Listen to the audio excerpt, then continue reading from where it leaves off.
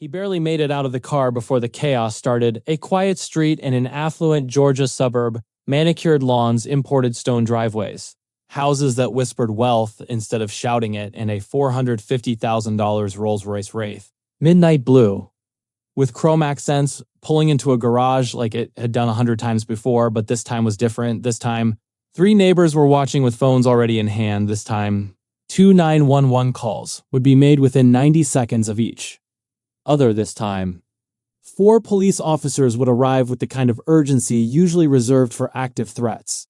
They didn't ask his name. They didn't check the mailbox that clearly read Harrison family. They didn't glance at the professionally installed security system with his face programmed into it. They didn't even pause to consider the most obvious possibility that the black man exiting this $250,000 vehicle, carrying a leather briefcase, wearing a tailored suit that cost more than most people's monthly rent, might actually belong there, because in their minds, black men don't own Rolls-Royce, black men don't live in houses worth $16 million. Black men are suspects first, human beings second, and homeowners never. But in less than 30 minutes, every single person standing on that street would understand the magnitude of their mistake, and in exactly 14 days, the fallout would burn through their lives like wildfire through dry brush, consuming reputations, ending careers, and forcing an entire community to confront the ugly truth they've been ignoring for years. This is what happens when prejudice makes the decisions. This is what happens when assumptions replace evidence. This is what happens when the color of a man's skin is treated as probable cause. Is the story of Miles Harrison and the day his own neighborhood decided he was a criminal * Miles Harrison was exhausted, but it was the kind of exhaustion that came with victory 3 back-to-back investor meetings. Each one more intense than the last presentation's refined to perfection numbers that told a story of exponential growth. A pitch deck that had taken 6 months to perfect and 6 hours to deliver one. Giant deal, $47 million in Series C funding.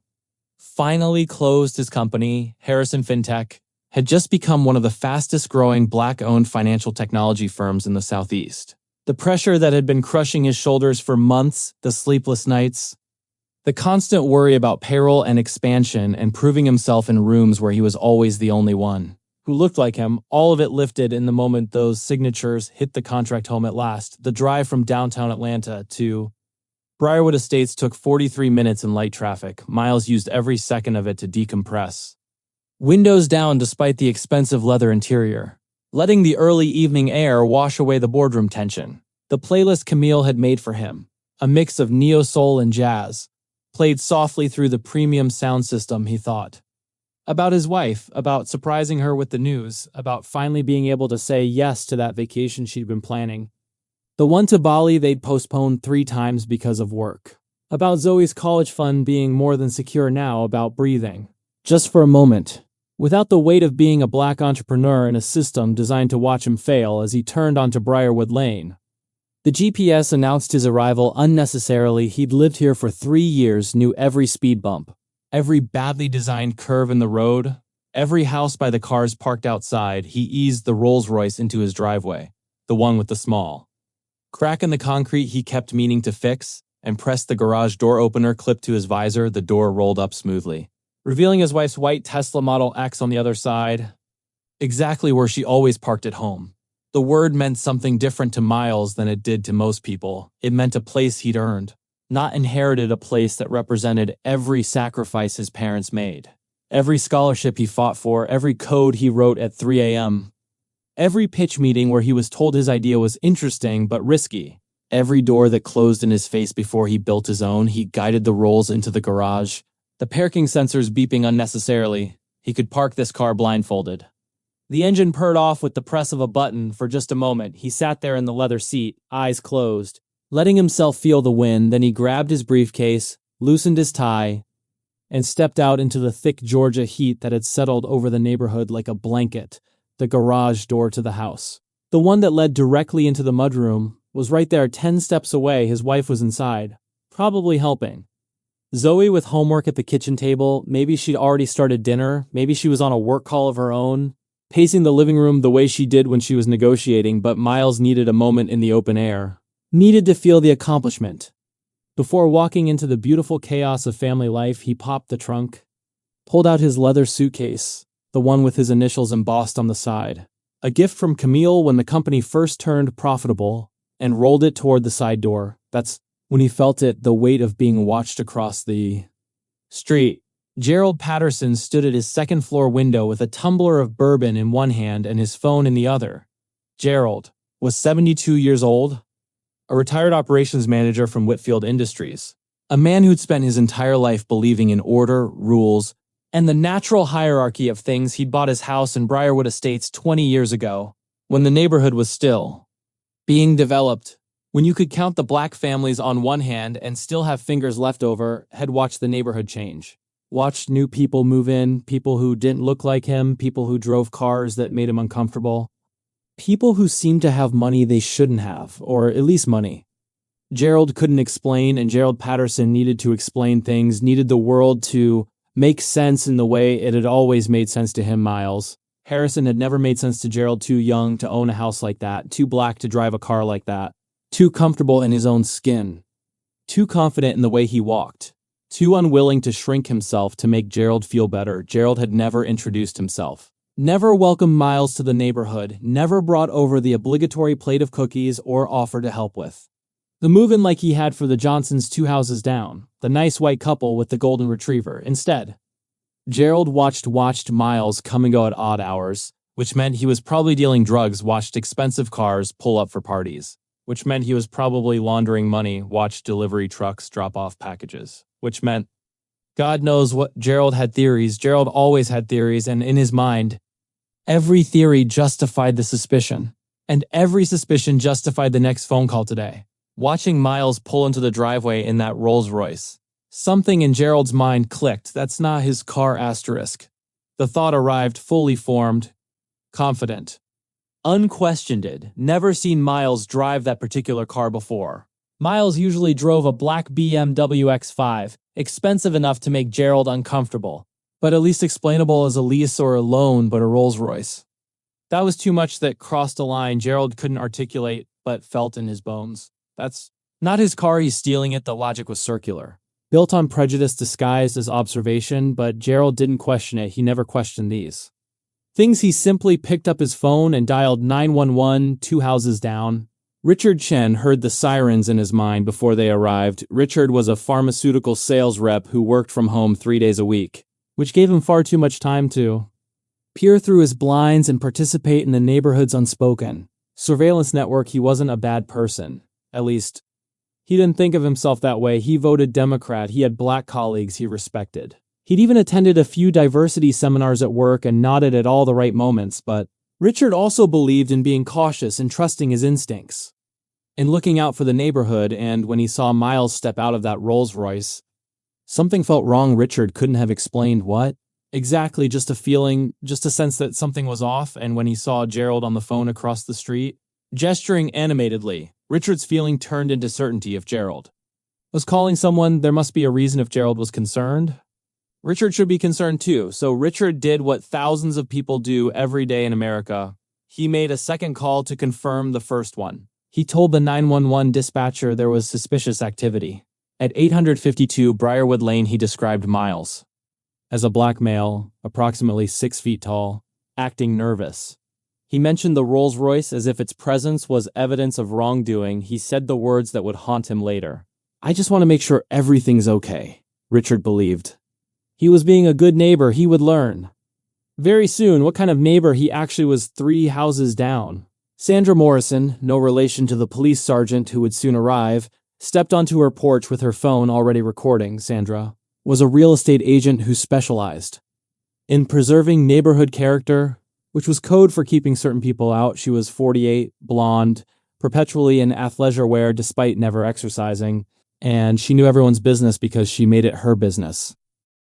She'd sold 4 houses on this street. She considered herself the unofficial guardian of Briarwood Estates' reputation, and reputation, in Sandra's world, meant maintaining a certain demographic balance. When Miles and Camille had bought their house 3 years ago, Sandra hadn't been involved in the sale. That bothered her. She'd wanted to screen them first, to have the conversation about fit and community standards, but they'd used an outside agent, paid cash, and moved in before Sandra even knew the House was sold. It felt like a violation, like someone had bypassed the proper channels. Sandra had been looking for a reason ever since. A noise complaint, a code violation, something to prove her instincts right today. Watching Miles with that car, Sandra saw her opportunity.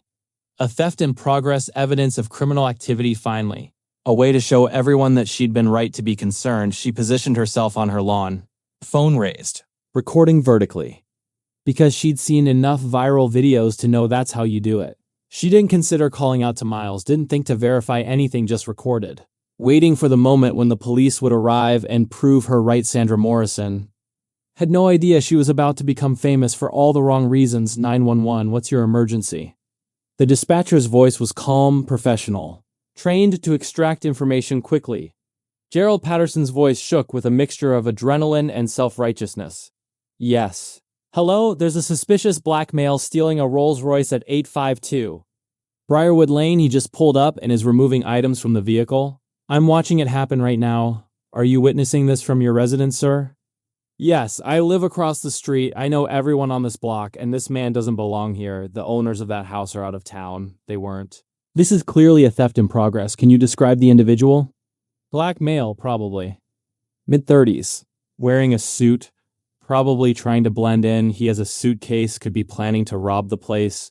The dispatcher typed rapidly. Officers are being dispatched now. Please stay inside and do not approach the individual. Gerald had no intention of approaching. He had every intention of watching the arrest from his window. Watching this man get what was coming to him. Watching the neighborhood be made safe again. 90 seconds later, Richard's call came through to the same dispatch center. 911, what's your emergency? Hi, yes, I'm calling to report suspicious activity at 852 Briarwood Lane. There's a black male acting erratically. Removing property from a luxury vehicle. Another neighbor just called it in, but I wanted to make sure someone's responding. We have officers en route, sir. Can you confirm the description?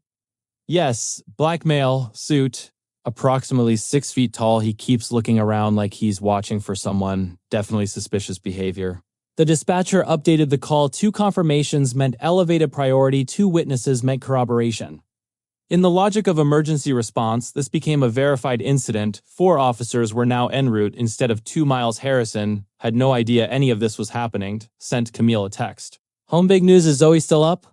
Her response came immediately. She's finishing math homework. I'm making your favorite. Hurry up. I want to hear everything. He smiled at his phone, pocketed it, and started rolling his suitcase toward the door. The concrete was still warm from the afternoon sun. The street was quiet except for the distant sound of someone's sprinkler system and a dog barking 3 houses over. Normal. Peaceful home. Then he heard it, the sound of tires approaching too fast for a residential street, the sound of brakes engaging hard, the sound of car doors opening before the vehicles had fully stopped. Miles looked up and felt his stomach drop. 2 police cruisers blocking his driveway, 4 officers stepping out with the kind of purposeful movement that meant this wasn't a friendly visit. Hands hovering near their weapons, eyes locked on him with an intensity that made the warm evening suddenly feel cold. Miles had been black in America for 37 years. He knew this drill, had learned it from his father when he was 12 years old.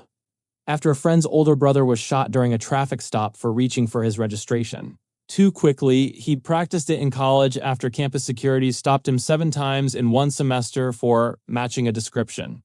He'd internalized it every single time he got pulled over, every time he walked into a store and felt the eyes tracking him, every time he existed in a space where his presence was treated as inherently suspicious. Comply. Stay calm, move slowly, keep your hands visible. Don't give them a reason, survive first. Fight later, but this was different. This wasn't a traffic stop or a random encounter. This was his home, his driveway, his property, and still his hands went up automatically. Sir, step away from the vehicle with your hands where we can see them. The lead officer, young, maybe 26, with the kind of buzz cut and stern expression that screamed rookie trying to prove something, had his hand on his holstered weapon. Miles' voice came out calm, controlled, every word carefully measured. Officer, this is my house. I live here. That's my car. We received reports of a theft in progress. We need you to step away from the vehicle and provide identification. I just told you. Sir, step away from the vehicle now. The other 3 officers had fanned out, creating a perimeter like Miles was a suspect in a bank robbery instead of a man standing in his own driveway from across the street. Sandra's voice cut through the tension. That's not his car.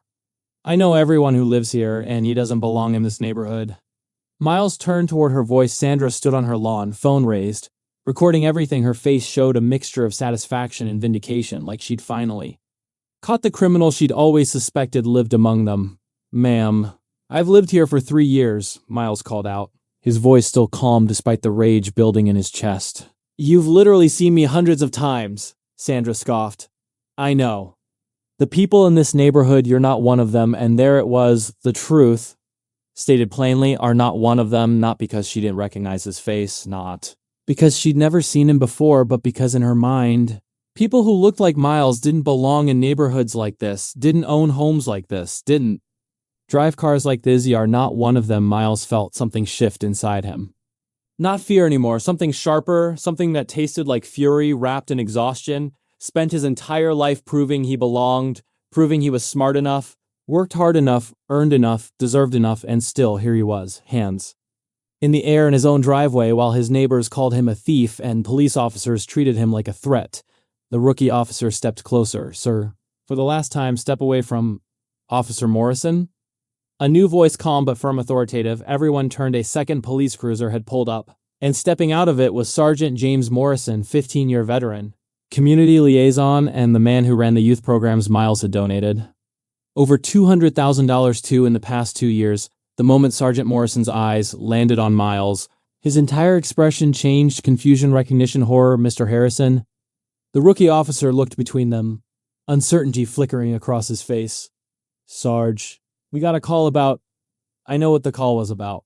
Morrison's voice had dropped from tactical to something that sounded like dread. He walked forward slowly, his body language shifting from enforcement to something closer to apology. Mr. Harrison, I am so sorry. There's been a misunderstanding. Miles didn't move, didn't lower his hands, just stared at the sergeant with an expression that said everything without saying a word. Morrison turned to the other officers. Stand down now. But Sarge, the call said, I don't care what the call said. This man owns this house. That's his car, and you're currently treating a community pillar like a suspect. The rookie's face went pale. The other officers exchanged glances. Slowly stepping back, hands moving away from their weapons, Gerald, still watching from his window, felt the first flutter of doubt. Richard, peeking through his blinds, felt his stomach sink. Sandra, still recording, felt her confidence waver. Something was wrong, something in the way the sergeant was talking. The way his voice carried a note of panic instead of authority. Sergeant Morrison stepped closer to Miles, his voice dropping. Sir, I cannot apologize enough. We responded to calls, but we should have verified before approaching you this way. Miles slowly lowered his hands. His voice was quiet, controlled, and absolutely devastating in its calmness.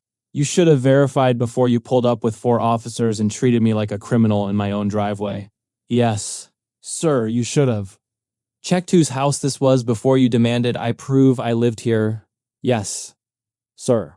You should have considered that maybe, just maybe, a black man in a nice car isn't automatically a thief. Yes.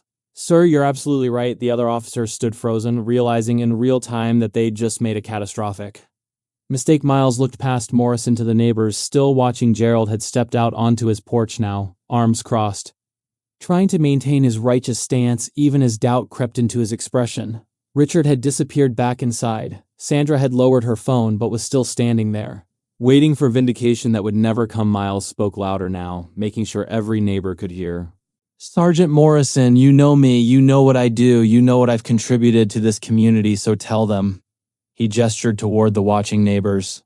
Tell them who I am. Morrison turned toward the street, his voice carrying in the evening air. This is Miles Harrison, founder and CEO of Harrison FinTech, Community Partner of the Year for the past 2 years, running the man who personally funded the expansion of our youth center, who sponsors our holiday toy drive, who has donated hundreds of thousands of dollars to community programs. Silence absolute. Crushing silence. Gerald's arms slowly uncrossed. Sandra's phone dropped to her side. Even the rookie officer looked like he wanted to sink into the ground. Miles let the words hang in the air for a long moment. Let them feel the weight of what they'd done. Then he turned to Gerald. Patterson, right? Gerald stiffened like he'd been struck. Yes, that's me. You retired from Whitfield Industries? A flicker of pride fought through Gerald's growing dread. 30 years operations manager. Miles nodded slowly. like he was considering this information. Interesting, I sit on the board of directors there, just joined last year. The blood drained from Gerald's face completely spent 30 years building a career at that company. He still attended their retirement. Luncheons, he still had friends there. He still derived his entire sense of identity from those 3 decades of service, and the black man he'd just called the police on, the man he'd reported as a thief, was now in a position of power at the same company Gerald considered his legacy. Gerald's voice came out as a whisper. I didn't. Miles turned to Richard's house. Richard had reappeared in the window, trying to hide but unable to look away. Mr. Chen, I know you're watching. You called. Too, didn't you? Richard didn't respond, but his silhouette in the window was answer enough. Then Miles turned to Sandra, who was standing on her lawn like a statue, frozen in her own disbelief. Miss Morrison, no relation to the sergeant, I assume. Miles' voice.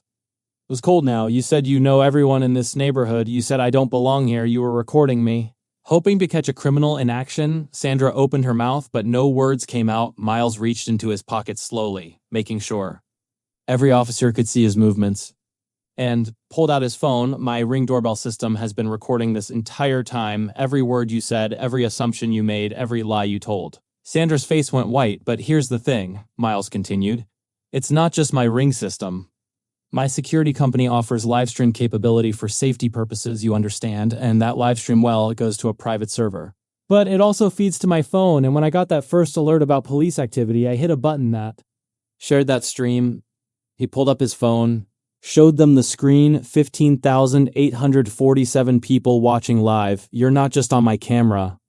Miles said softly, you're on the internet, and based on the number of shares, I'm seeing, I'd say millions of people are going to see this footage by morning. Sandra made a sound somewhere between a gasp and a sob. Gerald stumbled backward into his house. Richard's silhouette disappeared from the window. The rookie officer looked like he might throw up. Sergeant Morrison closed his eyes, probably already composing his incident report in his mind. Knowing this was going to explode beyond anything he could contain, Miles didn't yell, didn't curse, didn't threaten, didn't even raise his voice. He simply turned toward his house, rolling his suitcase behind him, and spoke one last time over his shoulder. I'm going inside now to my home to have dinner with my wife and daughter, and when I wake up tomorrow, I'm going to decide what to do about all of this. But tonight, you all get to sit with what you did. He walked to his door, unlocked it with his key, the key that opened his door to his house that he owned, and stepped inside. The door closed behind him with a soft click that sounded like a gavel outside. In the gathering darkness of Briarwood Estates, 3 neighbors and 4 police officers stood in the wreckage of their assumptions, understanding too late the price of their prejudice. The live stream continued recording. The view count continued climbing, and somewhere in America, millions of people watched in real time as 3 white neighbors learned what it meant to weaponize their suspicions against a black man simply trying to come home inside the house. Camille met Miles at the door. She'd heard everything. The Ring system alerted her phone too. She'd watched from the kitchen window, heart pounding, phone in hand, ready to call their lawyer, fighting every instinct to run outside because she knew that her presence, a black woman joining her black husband, would only give the officers another target to perceive as a threat. Baby. Her voice cracked. Miles set down his suitcase, loosened his tie, took a long, shaking breath. Then he pulled his wife into his arms and held her. While 3 years of living in this neighborhood, 3 years of cold shoulders and suspicious looks, and being excluded from block parties and having to prove his belonging every single day, finally broke through his carefully maintained composure. They called the cops on me, he whispered into her hair. At our house, at our home. Camille held him tighter. She knew, of course. She knew she'd been experiencing it too, the way Sandra always asked if she lived in the neighborhood or just visiting. The way Gerald would lock his car doors when he saw her walking past. The way the neighborhood book club never quite had space when she tried to join. They'd bought this house as a symbol of achievement, a place to raise their daughter in safety and comfort, a piece of the American dream they'd been told was available to anyone willing to work hard enough, but the dream came with a price they hadn't fully calculated. The exhaustion of constantly proving their right to exist in spaces they'd earned. From the kitchen table, 9-year-old Zoe called out, "Dad? Are you okay? Why were police here?" Miles pulled away from Camille, wiped his eyes, put on the smile that every black parent learns to wear when protecting their children from the reality of the world. Everything's fine. Baby girl, just a misunderstanding. How's the math homework going? But Zoe was 9, not stupid. She'd seen the flashing lights through the window. Heard her mother's worried voice on the phone with their lawyer, felt the tension in the house. Did they think you were a bad guy? The question hit Miles in the chest. Camille looked at him, waiting to see how he'd answer. How do you explain institutional racism to a 9-year-old? How do you tell your daughter that people will see her father as a threat before they see him as human? How do you preserve her innocence while preparing her for the world she inherits? Miles sat down next to Zoe at the kitchen table. Sometimes, sweetie, people make mistakes. They see something and they make assumptions without having all the information. That's what happened today. Because you're black? The words hung in the air. Miles and Camille exchanged a look. They'd planned to have this conversation later in middle school, maybe high school, when Zoe was older and could process the complexity of it, but racism doesn't wait for convenient timing. Yes, Miles said finally, because I'm black. The neighbors saw me with my car and they couldn't imagine that I owned it, so they called the police. That's not fair. No, it's not. What happens now? Miles considered this. What has happened now? He had footage, he had witnesses, he had a platform and resources and the ability to make this story heard. Now, he said carefully, we decide what justice looks like. By midnight, the footage had been viewed 17 million times. The hashtag Briarwood assumption was trending worldwide news. Outlets were calling Miles' phone nonstop. Gerald Patterson's name, address, and employment history had been doxed within 3 hours. His LinkedIn profile was flooded with comments. His email was overflowing. His phone rang constantly with calls from reporters, activists, and people calling him every name imaginable. Richard Chun's pharmaceutical company received thousands of emails demanding his termination. Their HR department was in crisis mode, trying to distance the company from his actions while navigating employment law. Sandra Morrison's real estate license was under review by the state board. Her brokerage had placed her on immediate leave. Every property listing with her name on it was being review bombed online. 4 police officers were placed on administrative leave pending investigation. The Briarwood Estates Homeowners Association was in emergency session, trying to figure out how to respond to the national attention now focused on their neighborhood. And Miles Harrison sat in his living room with his lawyer, his wife, and a decision to make. You can own them. His lawyer said bluntly, civil rights lawsuit, emotional distress, false reporting. We can probably get you 7 figures in settlements. Easy. The police department alone will want to settle quickly. To avoid more publicity, Miles nodded slowly. And if I don't? Then you let it play out in the court of public opinion, which, honestly, is already destroying them more thoroughly than any lawsuit could. Camille spoke up. What do you want, Miles? What would make this right? Miles thought about Gerald's face. When he realized who Miles was, thought about Sandra's recording, thought about Richard's cowardice, thought about the rookie officer's hand hovering near his weapon, thought about his daughter asking, because you're black. I want change, he said finally. Real change, not just punishing 3 neighbors and 4 cops. I want the system that created this moment to be different. His lawyer raised an eyebrow. That's ambitious and vague. What does that look like practically? Miles pulled out his laptop, started typing, started drafting something that would become known as the Harrison Protocols, a comprehensive proposal for police training, community accountability, and systemic reform. He would use this moment, use his platform, use his resources. He would turn his humiliation into legislation. But first, he had to let the world watch what prejudice looked like when it couldn't hide behind closed doors. Gerald Patterson woke up on day 14 to find his retirement destroyed. His friends from Whitfield Industries had stopped returning calls. His pension was secure, but his consulting side jobs had all evaporated. His wife had moved into the guest bedroom. Unable to look at him without shame, his daughter had called from California, crying, asking how he could have done something like that, asking if he was racist, asking if he'd always been this way, and she just never noticed his grandchildren, who used to FaceTime him every weekend. Hadn't called since the incident. The neighborhood he'd considered his domain now looked at him like a pariah. Even the white neighbors, even the ones who probably agreed with his initial assumptions, had distanced themselves. No one wanted to be associated with that guy. Gerald sat at his breakfast table, looking at an apology letter he drafted and redrafted 17 times. An apology to Miles Harrison, an explanation of his actions, an attempt to make it right, but every version felt hollow because the truth was simple. Gerald had seen a black man and assumed the worst. And no amount of apologizing could erase that Richard Chen was fired on day 8, his pharmaceutical company, facing a PR nightmare and pressure from diversity advocates, terminated his employment. For conduct inconsistent with company values, he'd tried to explain, tried to say he was just being cautious that anyone would have done the same, that he wasn't racist. He was just concerned, but his explanations sounded exactly like what they were. Excuses his wife had suggested they leave the neighborhood, start fresh somewhere else, but their house value had plummeted. No one wanted to buy property on that street. They were trapped in a home that felt like a prison. Surrounded by the evidence of Richard's prejudice, it applied to 17 jobs none had called back. His name was too easily Googleable. The first page of results was nothing but articles about the incident Richard Chen learned that actions have consequences, that just being cautious wasn't a defense when your caution was based solely on the color of someone's skin. Sandra Morrison lost her real estate license on day 12.